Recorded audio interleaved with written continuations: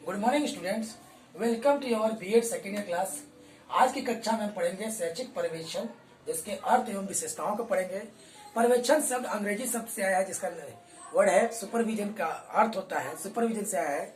पर्यवेक्षण दो शब्दों से जुड़ा है, परि और अवेक्षण, जिसका जो शब्द से मिला सुपर का अर्थ होता है असाधारण और अलौकिक या कह सकते हैं दिव्य। सुपर का मतलब क्या होता है? अलौकिक शक्ति वाला। और उसका विजन का मतलब होता है किसी दृष्टि से देखने वाला, दृष्टि, अर्थात ऐसी दृष्टि जिसका दिव्य अथवा अत्यंत सूक्ष्म हो, यह पर्यवेक्षण के अंतर्गत आता है। मतलब ऐसी चीज जिसके कारण क्या हो, आपकी सूक्ष्म जांच होती है। किसी संस्था की चहुमुखी विकास को करने के लिए ध्यान पूर्वक अवलोकन करना ही पर्यवेक्षण कहलाता है।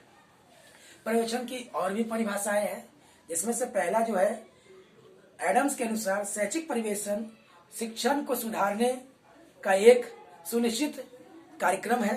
अर्थात कोई भी चीज जो कार्यक्रम जिसको जो शिक्षा के गुणवत्ता को सुधार में लाने के लिए जो योजना बनाई जाती है, कार्य किया जाता है, वही क्या है? हमारा कार्यक्रम क्या है? पर्यवेक्षण है। दूसरा हम कह सकते हैं वर्टन के अनुसार पर्यवेक्षण एक कुशल कार्य तकनीकी संस्था के रूप में कार्य करता है या सेवा करता है, जो आवश्यकताओं का अध्ययन करके उनमें उन्नति लाने का प्रयास करता है और जो सीखने और छात्र विकास की ओर सहायता देता है। अब विशेषताओं पे हम चर्चा करते हैं। विशेषताओं को कई स्वरूप में बताया गया। शैक्षिक पर्यवेक्षण का आधुनिक प्रत्यय शिक्षा विकास की प्रतिक्रिया है। दूसरा, शैक्षिक पर्यवेक्षण का आधुनिक प्रत्यय प्रजातांत्रिक है। तीसरा, शैक्षिक पर्यवेक्षण का आधुनिक प्रत्यय एक तकनीकी सेवा भी है। चौथा, शैक्षिक पर्यवेक्षण का आधुनिक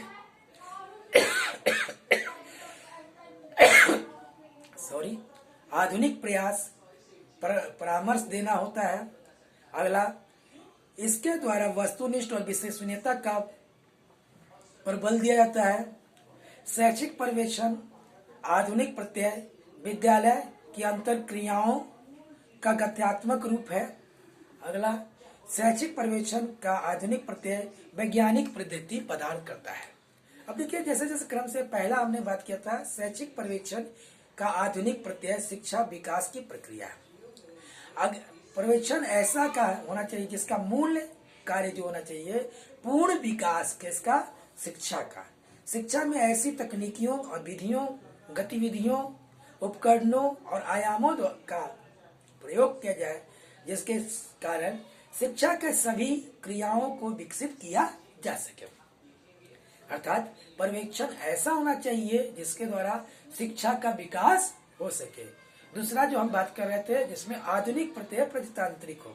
पर्यवेक्षण के आधुनिक प्रत्यय के अंतर्गत पर्यवेक्षण एक सहयोगी, निर्देशक, परामर्शदाता, मैत्रीपूर्ण रूप से सुझाव दे या मित्रवर्ग के रूप में शिक्षकों को दिए जाए, जिससे पर्यवेक्षण के आधार पर प्रजातांत्रिक विकास हो सके, सभी के वैल्यूओं को बराबर देखा जा सके या वैल्यू दिया जा सके।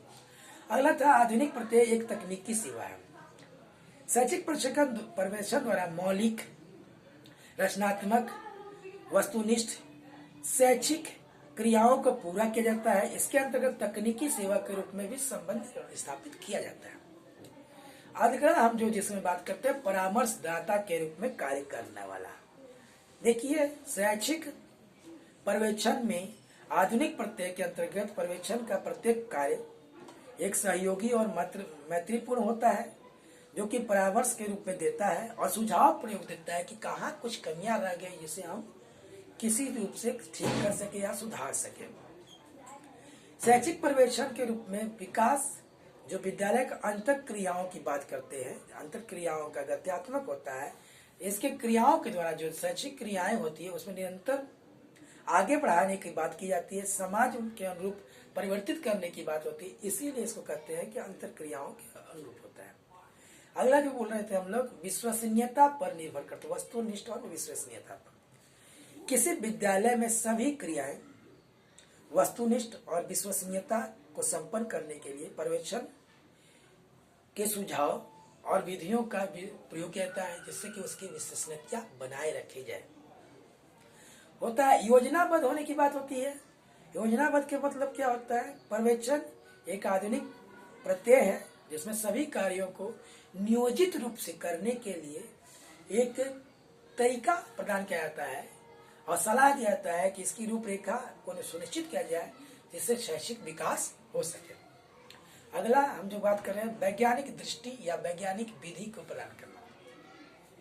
पर्यवेक्षण और परंपरागत विधियों के विकास जो होता है, परंपरागत विधियों से कोई विकास नहीं होता। इसके द्वारा विधि को नवीन पद्धति में लाने के लिए हम पूर्णतः प्रशिक्षित और विश्वसनीय सलाहकार परामर्शदाता का विकास करेंगे। आधुनिक पर्यवेक्षण में वैज्ञानिक विधि को अपनाया जाता है जिसके कारण हम समस्या का चयन करते हैं और समस्या के तथ्यों का संकलन कर परिकल्पना का निर्माण करते हैं, व्याख्या करते हैं और सामान्यीकरण के साथ साथ संभावित विधियों को लाते हैं जिसके द्वारा हम कम समय में अपने नियोजन को पूर्ण कर सके, उपलब्धियां प्राप्त कर सके, जिसके द्वारा प्रत्येक कार्य को गहन परीक्षण और गंभीर तरीके से विचार करके समय समय पे बदला जा सके। इसका जो मेन कार्य होता है विद्यालय में कक्षा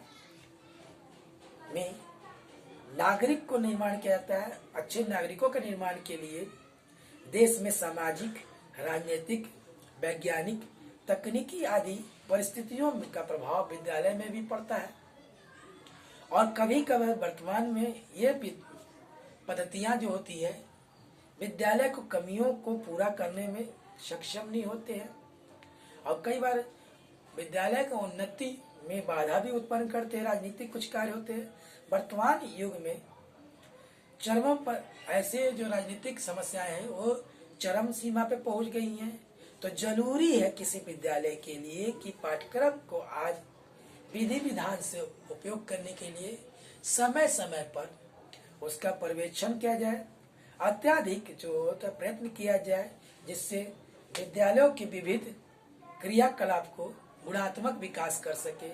अनेक प्राविधिक, कृषि संबंधी, व्यावसायिक आदि क्षेत्रों में पर्यवेक्षण जरूरी है और शिक्षा के क्षेत्र में शिक्षण विधियों, शिक्षक की समस्याओं, उचित पाठ्यक्रम निर्माण वगैरह सबको देखते हुए पर्यवेक्षण को एक महत्वपूर्ण माना गया है। अगली कक्षा में जो हम पढ़ेंगे वो पढ़ेंगे हम लोग शैक्षिक प्रकृति, लेकिन उससे पहले इसको फिर रिपीट करते रहें। शैक्षिक विशेषताएं जो है आपका जो शैक्षिक पर्यवेक्षण जो है आधुनिक प्रत्यय में शिक्षा का विकास की प्रतिक्रिया है। दूसरा एक आधुनिक प्रजातांत्रिक है। तीसरा तकनीकी सेवा के रूप में है। चौथा परामर्शदाता के रूप में है। पांचवा पर्यवेक्षण जो है विश्वसनीयता को बनाए रखने के लिए होता है। छठवां विद्यालय की अंतर क्रियाओं पर डिपेंड करता है। विद्यालय के सुचारू रूप से चलाने के लिए योजनाओं पर डिपेंड करता है और अंतिम जो होता है वैज्ञानिक विधि को प्रदान करने के लिए होता है।